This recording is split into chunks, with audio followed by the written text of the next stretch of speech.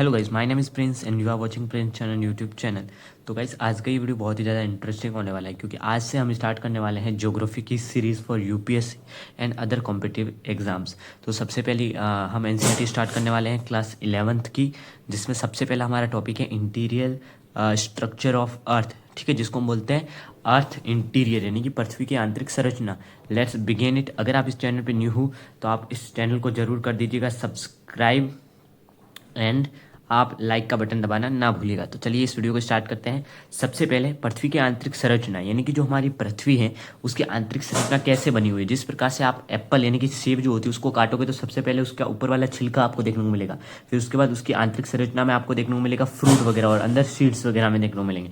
इसी प्रकार जो हमारी पृथ्वी की जो आंतरिक संरचना है वो भी कई परतों से मिलकर बनी हुई है, जिसके बारे में आज हम स्टडी करने वाले हैं। सबसे पहले जो हमारी पृथ्वी है यानी कि जो हमारी अर्थ है, इसके आंतरिक संरचना को हम जानेंगे कैसे, यानी कि किस प्रकार से हम उसके बारे में पढ़ सकते हैं, जान सकते हैं या फिर समझ सकते हैं। तो सबसे पहले पृथ्वी की, ठीक है, सबसे पहले पृथ्वी की आंतरिक संरचना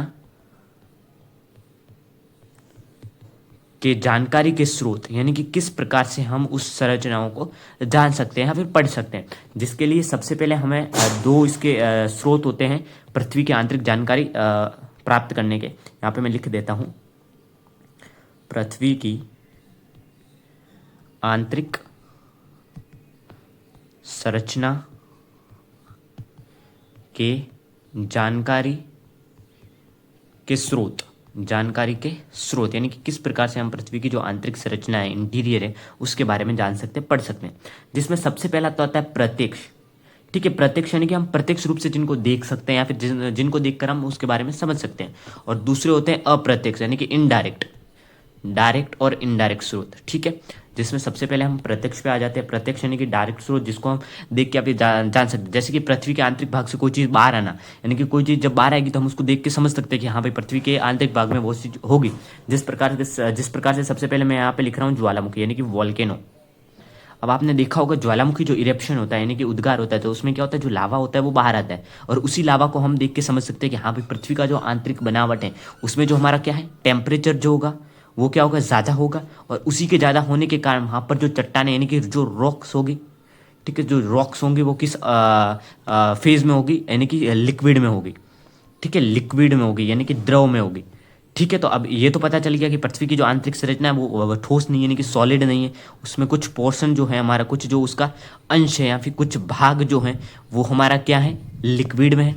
ठीक है, कुछ जो भाग है हमारा लिक्विड में है यानी कि द्रव में है। ठीक है, तो पहला तो हमारा क्या हो गया, वॉल्केनो हो गया। यानी कि पृथ्वी की आंतरिक संरचना को जानने का सबसे पहला स्रोत है प्रत्यक्ष स्रोत और अप्रत्यक्ष, दो स्रोत है। और प्रत्यक्ष में सबसे पहला स्रोत हमारा कौन सा है, ज्वालामुखी है। यानी कि ज्वालामुखी में क्या होता है, जो पदार्थ होते हैं पृथ्वी के आंतरिक, जो ज्वलनशील पदार्थ होते हैं, जो लावा होता है वो धरातल पर आता है। जब वो लावा धरातल पर आएगा तो हम उसको प्रत्यक्ष रूप से देखकर उसका निरीक्षण करके, सर्वेक्षण करके हम पता लगा सकते हैं कि हाँ भाई हमारी जो पृथ्वी की आंतरिक संरचना है वहाँ पर टेम्परेचर ज़्यादा है और उसी के कारण जो रॉक्स है वो किसमें, लिक्विड में, यानी कि मेल्ट हो चुकी है पूरी द्रव में। ठीक है, तो पहला तो हमारा ये हो गया स्रोत, यानी कि एक प्रकार से प्रकार हो गया जिसके माध्यम से हम जान सकते हैं। तो सबसे पहला प्रत्यक्ष में हमारा ज्वालामुखी आ जाएगा। दूसरा हम इसमें लिखेंगे ड्रिलिंग। ड्रिलिंग यानी कि होता है ड्रिलिंग होता है हमारा प्रबंधन, यानी कि पृथ्वी की ये जो आंतरिक संरचना है, मान लीजिए ये हमारी पृथ्वी की आंतरिक संरचना है। ठीक है, यहाँ पर हम वाटर वगैरह ले सकते हैं, ये ओशन हो गया। ठीक है, अब इस पृथ्वी की आंतरिक संरचना में हम क्या करेंगे, ड्रिलिंग करेंगे। ड्रिलिंग यानी कि प्रबंधन, यानी कि खुदाई करके हम पता लगा सकते हैं कि भाई आंतरिक संरचना में किस, पर ये खुदाई है ना अत्यधिक मतलब पॉसिबल नहीं हो पाती। क्यों नहीं हो पाती, क्योंकि आप जिस प्रकार से पृथ्वी के आंतरिक मतलब आंतरिक भाग की तरफ जाने लगोगे तो आपको 30 मीटर जो होता है ना, 30 मीटर, प्रत्येक 30 मीटर पर हमारा 1 डिग्री सेल्सियस जो टेम्परेचर है वो राइज होता चला जाएगा। जिस प्रकार से आप अपने घर पर कुएं वगैरह बनाते हो तो वहां पर आप खुदाई करके जैसे अंदर की तरफ जाते हो तो वहां पर आपको थोड़ी हीटिंग का एहसास आपको देखने को मिलेगा। तो उसी हीटिंग को आप अगर पृथ्वी के आंतरिक भाग में जैसे जैसे जाओगे तो वो हीटिंग और ज्यादा बढ़ती जाएगी और आप इतना आंतरिक भाग में पॉसिबल नहीं हो पाता है मानव का जाना।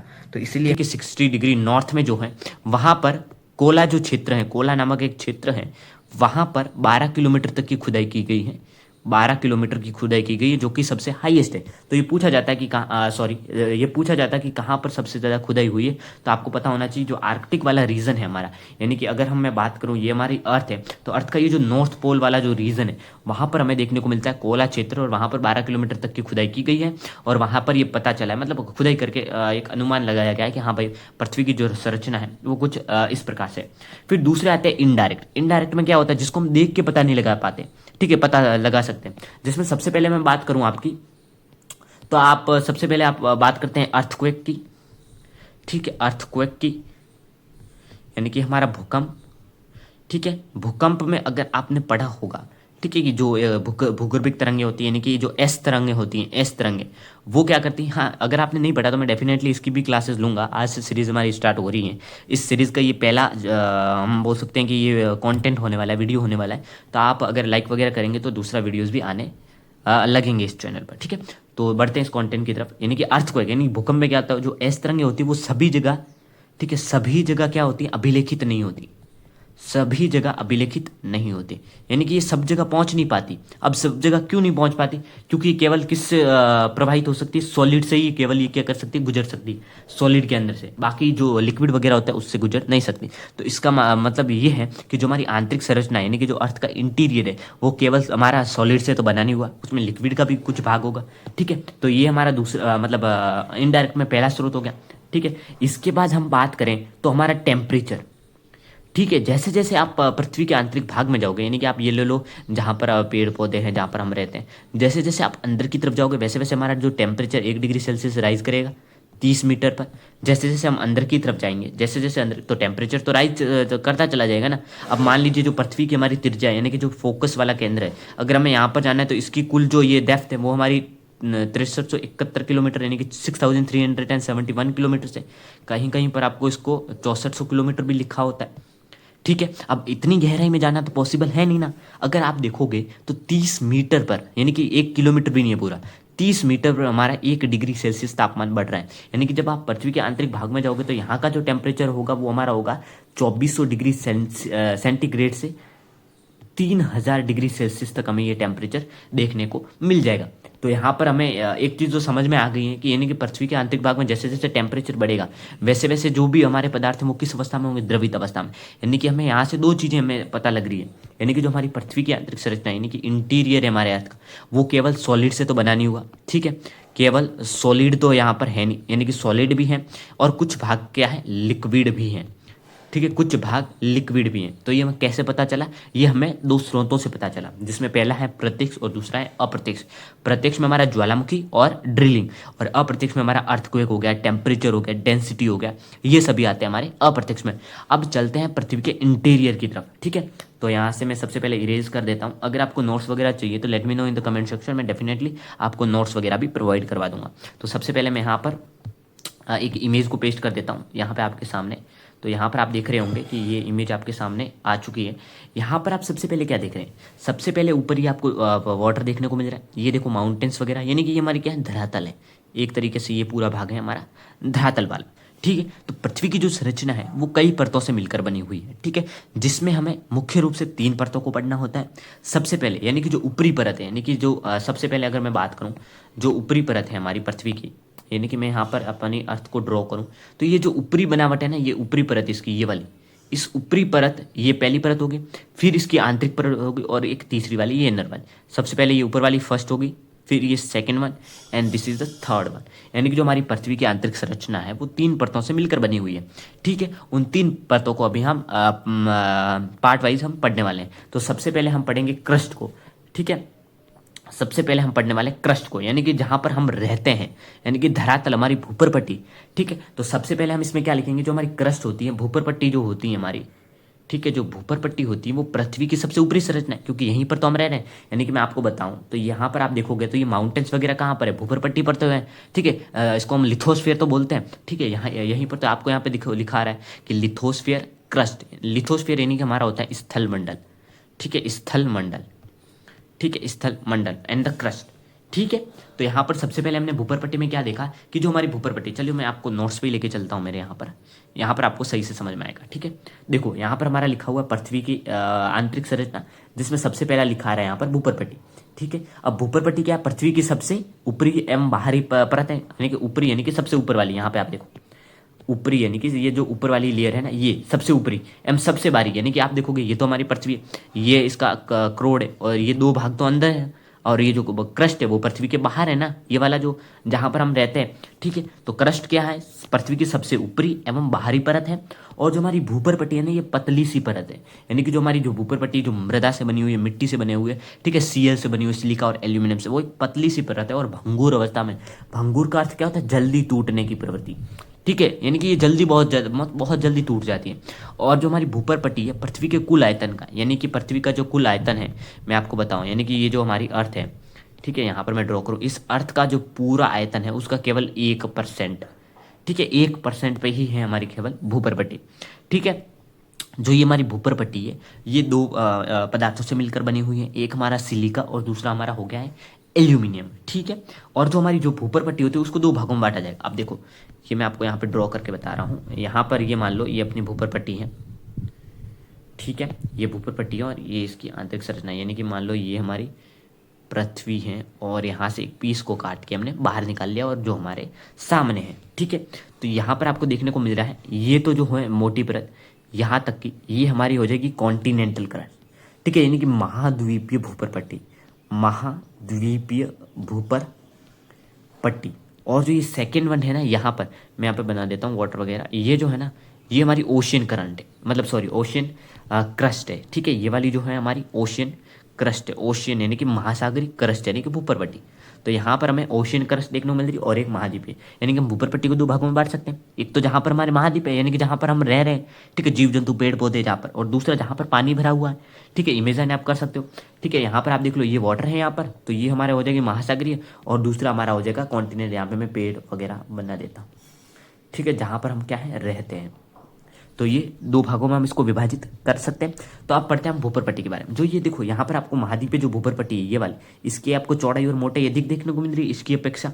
यहाँ पे देखो यहाँ पे आपको बहुत ही कम लग रही है और यहाँ पर बहुत ज़्यादा देखने को मिल रही है। तो जो हमारी महाद्वीपीय भूपर पट्टी होती है वो हमारी इस महासागरीय भूपर पट्टी से थोड़ा मोटी होती है, यानी कि बहुत उसकी जो चौड़ाई होती है वो ज़्यादा होती है। ठीक है, और जो हमारा ये जो हमारी भूपर पट्टी है ये हमारी सिलिका और एल्यूमिनियम से बनी हुई है, मतलब हल्के पदार्थों से। यानी कि जब हमारी पृथ्वी बनी थी तो उसमें एक विभेदन की प्रक्रिया हुई थी। विभेदन यानी कि जब हमारी पृथ्वी, आप मान लो यानी कि एक सूर्य देखो एक गर्म पिंड है, तो उसी प्रकार हमारी पृथ्वी भी पहले क्या थी, गर्म थी। ठीक है, गर्म थी और फिर धीरे धीरे वो ठंडे होने लगी, ठंडी होने लगे। तो वैसे वैसे उसके गर्म और ठंडे होने से क्या हुआ, जो पदार्थ हैं वो मेल्ट हो गए, जब गर्म हुई मेल्ट हो गए, जब ठंडा हुई तो वो जमने लगे। अब जमने लगे तो जो हल्के पदार्थ है वो ऊपर रह गए और जो भारी पदार्थ है वो नीचे रह गए। तो यहाँ पर आपको देखने को मिल रहा है कि जो हमारी जो भूपर पट्टी है यानी कि जो महाद्वीपीय भूपर पट्टी है वो हमारी क्या है, सिलिका और एल्यूमिनियम से बनी हुई है, और जो महासागरीय भूपर पट्टी है वो हमारी बनी हुई है सिलिका और मैग्नीशियम से। ठीक है, तो यहाँ पर आपका क्लियर पॉइंट हो गया कि महाद्वीपीय भूपर पट्टी क्या है। तो महाद्वीपीय भूपर पट्टी महासागरीय भूपर पट्टी की अपेक्षा क्या है, मोटी है, इनकी जो जिसकी मोटाई बहुत ज़्यादा है। ठीक है, अब इसकी मोटाई कितनी ज़्यादा है आइए मैं आपको नोट्स में बताता हूँ। ठीक है, यहाँ पे आपके सामने दिख रहा होगा कि महाद्वीपीय भूपर पट्टी, महाद्वीपीय भूपर पट्टी की जो मोटाई है वो महासागरीय जो क्रस्ट है यानी कि भूपर पट्टी उसकी अपेक्षा में अधिक देखने को मिलती है। ठीक है, ये सीएल से बनी हुई है यानी कि सिलिका और एल्यूमिनियम से बनी हुई है, और इसकी जो औसत यानी कि चौड़ाई या फिर आप मोटाई बोल सकते हो वो हमारी 35 किलोमीटर है। ठीक है, औसत। ठीक है, परंतु जहाँ पर हमारे माउंटेन्स हैं या फिर हिमालय हैं उसकी गिरिपाद यानी कि सबसे निचला भाग जो होता है वहाँ पर इसकी जो चौड़ाई मोटाई है वो 70 किलोमीटर तक हमें देखने को मिलती है।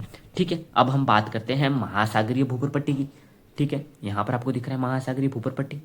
तो यहाँ पर आपको देखने को मिलेगा जो हमारी महासागरीय भूपर पट्टी है वो क्या है, भारी एक तो घनत्व से पदार्थों से, आपको पता है मैंने बताया विभेदन की प्रक्रिया होती है जिसमें हल्के जो पदार्थ है वो ऊपर रह गए और जो भारी पदार्थ है वो नीचे रह गए। यानी कि ये किससे बनी हुई है, घनत्व यानी कि भारी घनत्व यानी कि भारी पदार्थों से मिलकर बनी हुई है।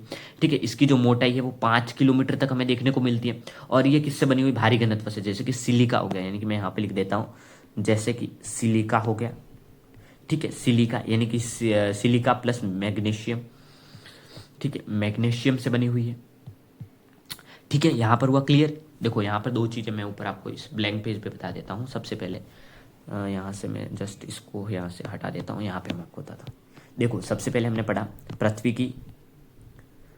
पृथ्वी की आंतरिक संरचना। ठीक है, ठीक है, आंतरिक संरचना जिसमें हमने पढ़ा उसकी जानकारी कैसे प्राप्त कर सकते हैं। तो दो स्रोत है, एक तो हमारा प्रत्यक्ष हो जाएगा, ठीक है, यानी कि डायरेक्ट हो गया, और एक हो जाएगा हमारा इनडायरेक्ट यानी कि अप्रत्यक्ष हो गया। ठीक है। प्रत्यक्ष यानी कि जिसको हम डायरेक्ट देख के पता लगा सकते हैं, जैसे कि हमारा ज्वालामुखी में जो पदार्थ होते हैं वो मुख्य रूप से इन मतलब डायरेक्ट रूप से हमें प्राप्त होते हैं, बाहर आते हैं, ठीक है, जो ज्वलनशील पदार्थ होते हैं। और दूसरा हमने कहा कि पृथ्वी के आंतरिक भाग में खुदाई, पृथ्वी के आंतरिक भाग में प्रविंधन या फिर ड्रिलिंग बोल सकते हो जिसको, ठीक है, प्रविंधन। तो सबसे ज़्यादा कहाँ पर प्रविंधन हुआ है तो आपको पता होना चाहिए आर्कटिक, ठीक है, आर्कटिक महासागर में वाले क्षेत्र में, महासागर के कोला क्षेत्र में, कोला रीजन में। और कितना किलोमीटर हुआ तो आपको पता होना चाहिए 12 किलोमीटर, ठीक है। यहाँ पर क्लियर। देखो सबसे पहले दो स्रोत हैं, प्रत्यक्ष और अप्रत्यक्ष। प्रत्यक्ष में हमारा ज्वालामुखी आ जाएगा जिसमें से जो ज्वलनशील पदार्थ है वो धरातल पर आते हैं और उसको हम देख के पता लगा सकते हैं कि हाँ भाई पृथ्वी के आंतरिक संरचना में कोई पिघली हुई चीज़ भी हमें देखने को मिलेगी। फिर पृथ्वी के आंतरिक भाग में प्रवेदन यानी कि ड्रिलिंग सबसे ज़्यादा कहाँ पर हुई तो आर्कटिक महासागर के कोला क्षेत्र में 12 किलोमीटर तक। फिर हम बात करते हैं अप्रत्यक्ष स्रोत की, ठीक है। अप्रत्यक्ष स्रोत में हमारा क्या है, एक तो हमने क्या पढ़ा था, टेम्परेचर पढ़ा था, यानी कि जैसे जैसे हम पृथ्वी के आंतरिक भाग में 30 मीटर अगर गहराई में हमें 1 डिग्री सेल्सियस तापमान बढ़ते हुए दिखाई देगा, तो जैसे जैसे हम पृथ्वी के 6400 किलोमीटर तक अगर जाएंगे तो वहाँ पर हमारा जो टेम्परेचर है वो 3000 डिग्री सेल्सियस तक देखने को मिलेगा, यानी कि 3000, यानी कि जहाँ वहाँ पर भी जो भी चीज़ें वो पिघली हुई होगी, ठीक है। धरातल की अपेक्षा यानी कि जो ऊपरी संरचना की अपेक्षा जैसे जैसे अंदर जाएंगे वैसे वैसे हमें जो पिघली हुई चीज़ें देखने को मिलेंगी, और जैसे जैसे हम बाहर की तरफ जाएंगे तो वैसे वैसे जो पिघली चीज़ें वो कम होती चली जाएगी। तो ये स्रोत हो गया। दूसरा हमारा अर्थक्वेक हो गया, ठीक है, भूकंप हो गया, ठीक है। भूकंप यानी कि आपको इसमें मैंने बताया था कि जो एस तरंगें होती है वो सभी जगह अभिलिखित नहीं होती, केवल ये सॉलिड से ही प्रवाहित हो सकती हैं, यानी कि गुजर सकती है केवल सॉलिड से अंदर से, ठीक है। बाकी इसमें लिक्विड से ये गुजर नहीं सकती। तो इसका मतलब ये है कि जो ये एस तरंग है वो सभी जगह अभिलेखित नहीं होती, यानी कि सभी जगह ये हमें देखने को नहीं मिलती। तो इससे हमें ये पता चलता है कि जो पृथ्वी की आंतरिक संरचना है उसमें लिक्विड तो कहीं ना कहीं है, तभी वहाँ पर अभिलेखित नहीं हो रही है, ठीक है। तो यहाँ से ये भी क्लियर हो गया। फिर अप्रत्यक्ष में हमें घनत्व, डेंसिटी वगैरह भी देखने को मिलता है। अब डेंसिटी का मैंने आपको अभी बताया था कि डेंसिटी में क्या है, जो पृथ्वी विभेदन की प्रक्रिया हुई थी ठंडे और गर्म होने का, तो उसमें हल्के पदार्थ है तो ऊपर हैं, तो भारी पदार्थ अंदर की तरफ है। तो इससे भी पता चलता है कि हाँ भाई हल्के जो पदार्थ होंगे वो ऊपर होंगे, एल्यूमिनियम वगैरह सिलिका, और अंदर होंगे सिलिका मैग्नीशियम। तो ये भी हमें इससे पता चलता है। फिर हमने पढ़ा था पृथ्वी की आंतरिक संरचना 3 संरचनाओं में इसको विभाजित किया जाता है, ठीक है, 3 परतों में इसको विभाजित किया जाता है, जिसमें सबसे पहले हम ऊपरी संरचना को पढ़ते हैं जो कि है हमारी क्रस्ट, ठीक है। क्रस्ट के बाद फिर हम पढ़ते हैं मेंटल को, ठीक है, मेंटल को, और फिर मेंटल के बाद हम पढ़ते हैं किसको, कोर को, यानी कि क्रोड को, ठीक है। तो इस 3 भागों में विभाजित की जाती है। फिर इस 3 भागों में सबसे पहले हमने क्या पढ़ा, क्रस्ट को पढ़ा, ठीक है, क्रस्ट को हमने सबसे पहले पढ़ा। तो क्रस्ट क्या होती है, ये जो पृथ्वी की, ठीक है, क्रस्ट है वो पृथ्वी की सबसे ऊपरी है, यानी कि जहाँ पर हम रहते हैं, क्रस्ट यानी कि भूपर पट्टी, यानी कि ये वाला भाग, ठीक है, जहाँ पर हम रहते हैं, यहाँ पर हम रहते हैं, ठीक है, और यहाँ पर पानी भरा हुआ है, तो ये हमारा महासागर वाला क्षेत्र हो जाएगा, ठीक है। तो इसी को तो भूपर पट्टी कहते हैं। तो इस भूपर पट्टी में सबसे पहले हमने क्या पढ़ा कि भूपर पट्टी पृथ्वी की सबसे ऊपरी एवं बाहरी, ठीक है, बाहरी संरचना है, ठीक है, बाहरी संरचना है, ठीक है, संरचना है। फिर दूसरा हमने पढ़ा जो ऊपर पट्टी हमारी जो क्रस्ट है वो किस अवस्था में है, यानी किस सिचुएशन में, तो वो हमारी जल्दी टूटने की प्रवृत्ति में है, जल्दी टूटने की प्रवृत्ति में है, ठीक है, प्रवृत्ति में है, यानी कि भंगूर अवस्था में, जिसको हम एक शब्द में बोले तो भंगूर अवस्था में, ठीक है। एक पतली सी परत है जो कि जल्दी टूटने की हमारी प्रवृत्ति में हमें देखने को मिलती है। अगर मैं बात करूं दूसरी चीज़ों की, तो जो हमारी पृथ्वी की भूपर पट्टी यानी कि जो हमारी पृथ्वी का कुल आयतन है उसका केवल कितना परसेंट है, 1% है, केवल 1%, ठीक है, पृथ्वी के कुल आयतन का। फिर हम ठीक है, कुल आयतन का 1% है। फिर हमने पढ़ा कि जो भाई हमारी क्रस्ट है उसको भी 2 भागों में बांटते हैं हम, ठीक है, क्रस्ट को भी 2 भागों में बांटते हैं। एक तो हमने पढ़ा कि जहाँ पर हम रहते हैं जिसको हम बोलते हैं महाद्वीपीय क्रस्ट, ठीक है, और दूसरा जहाँ पर पानी भरा हुआ है उसको हम बोलेंगे महासागरीय क्रस्ट, ठीक है, क्रस्ट यानी कि भूपरपट्टी यानी कि भूमि का भाग, ठोस परत, ठीक है। इसके अलावा जो हमारा महाद्वीपीय क्रस्ट है वो हमने पढ़ा था कि भाई महासागरीय क्रस्ट की अपेक्षा बहुत ही ज़्यादा मोटी है। क्यों मोटी है? क्योंकि महासागरीय क्रस्ट में आप देखोगे तो लगातार पानी के द्वारा इरोडेड होती चली जाती है। और जो महाद्वीपीय महासागरीय क्रस्ट है वो आगे मैं आपको चैप्टर्स में बताता चलूंगा कि किस तरह इसका निर्माण हुआ है। तो अभी आपको इतना ही समझना है कि जो क्रस्ट होती है उसको दो भागों में विभाजित किया जाता है। एक हमारी कॉन्टिनेंटल क्रस्ट होती है यानी कि महाद्वीपीय भूपट्टी जहाँ पर हम रहते हैं। दूसरी हमारी होती है महासागरीय क्रस्ट जहाँ पर पानी भरा हुआ है। ठीक है। और जो ये महाद्वीपीय जो हमारी भूपट्टी है इसकी जो चौड़ाई है यानी कि इसकी जो मोटाई है, ठीक है, मोटाई है वो किससे ज़्यादा है? ओशियन क्रस्ट से, यानी कि महासागरीय महासागरीय भूपरपट्टी से हमें ज़्यादा देखने को मिलती है मोटाई। किसकी? तो वो हमें कॉन्टिनेंटल क्रस्ट यानी कि महाद्वीपीय भूपरपट्टी की। और जो महाद्वीपीय भूपरपट्टी हमने पढ़ा हल्के पदार्थों से बनी हुई है, तो हल्के पदार्थों में कौन कौन से आ जाते हैं? तो आपको सिलिका लिख देना है, ठीक है, और एल्यूमिनियम, यानी कि आप इसको सीधे लिख सकते हो CS से हम लगा सकते हैं सिलिका, और L से आप लिख दो एल्यूमिनियम। ठीक है, यहाँ पर आपका कवर हो चुका है ये क्रस्ट में। ठीक है, यानी कि ऊपरी संरचना यहाँ पर आप देखो, यहाँ पर मैं आपको समझाता हूँ। ये देखो, आप ये देख लो, ये वाली जो है ना, ये वाला भाग पूरा, इसको हम बोलते हैं कॉन्टिनेंटल यानी कि महाद्वीपीय क्रस्ट। ठीक है, यहाँ पर आपको माउंटेन्स, तो माउंटेन्स महाद्वीप है, पानी के अंदर थोड़ी ना माउंटेन, तो यहाँ पर ये कॉन्टिनेंटल क्रस्ट हो जाएगा। अब यहाँ पर आप देख रहे हो ना, ये वाली भूपरपट्टी, ये नहीं, ये वाली देख रहे हो आप, ये वाली लाइन, ये हमारी होती है ओशियन क्रस्ट। ठीक है, यानी कि महासागरीय भूपरपट्टी, और यहाँ पर आपको पानी भरा हुआ देखने को मिल रहा है। ठीक है, तो अभी आपको समझ में आ चुका है सबसे पहले। और यहाँ पर जो हमारा महाद्वीपीय जो भूपरपट्टी है उसकी आपको चौड़ाई पता है। यहाँ पर आप देखो ना, ये देखो, यहाँ पर हिमालय आपको देखने को मिल रहा है, ये देखो यहाँ पर हिमालय, तो आप इसकी मोटाई देखो ना कितनी होगी, 70 किलोमीटर मैंने आपको अभी बताया था। और नॉर्मली आप कहीं पर देखोगे तो यहाँ पर देखो 35 किलोमीटर। तो इस डायग्राम से आपको पता चल रहा है कि भाई जो महाद्वीपीय भूपरपट्टी है वो इस ओशियन भूपरपट्टी की अपेक्षा क्या है? मोटी है। ठीक है, क्या है? मोटी है। क्लियर? और कितना किलोमीटर मोटी है? तो आप बता देना कि भाई जहाँ पर भी हमारे हिमालय, यहाँ पर आप देख रहे हो पर्वत हैं, तो जहाँ पर भी पर्वत हैं उनके गिरिपाद में हमें 70 किलोमीटर, और जहाँ पर भी पर्वत नहीं है, अब यहाँ पर देखो कोई पर्वत नहीं है, तो यहाँ पर हमें औसतन 35 किलोमीटर तक हमें देखने को मिल जाएगा। और जो ओशन है उसकी तो सब जगह हमें कितनी देखने को मिलती है? 5 किलोमीटर हमें देखने को मिलती है। तो यहाँ पर हमने पहली संरचना भूपरपट्टी को आराम से पढ़ लिया है। तो गाइज यहाँ पर जो हमारी पृथ्वी की आंतरिक संरचना की जो पहली परत है क्रस्ट भूपरपट्टी, वो हमने यहाँ पर पूरी कंप्लीट कर चुके हैं। आई होप आपको समझ में आया होगा। जो इसके नोट्स है वो मैं आपको प्रोवाइड करवा दूंगा। आप इस चैनल को सब्सक्राइब जरूर कीजिएगा और कमेंट सेक्शन में कमेंट कीजिएगा PDF में, वहाँ पर आपको लिंक प्रोवाइड करवा दूंगा। अगर आपको ये वीडियो थोड़ी सी भी अच्छी लगी हो तो डेफिनेटली इस चैनल को सब्सक्राइब कीजिएगा। और जो नेक्स्ट हमारी जो पृथ्वी की 2 संरचनाएं बची हुई है, एक तो हमारी मेंटल और कोर में, मैं अगले वीडियो में डेफिनेटली उसको कंप्लीट कर दूंगा और उसके आपको नोट्स भी प्रोवाइड करवा दूंगा। ये मेरा आपको वादा है। इस वीडियो में वो कंप्लीट नहीं हो पाए क्योंकि इस वीडियो में हमने उसकी जानकारी के भी स्रोत पढ़े हैं और एक क्रस्ट की भूपरपट्टी को भी 2 बार रिवाइज भी मैंने आपको यहाँ पर करवाया।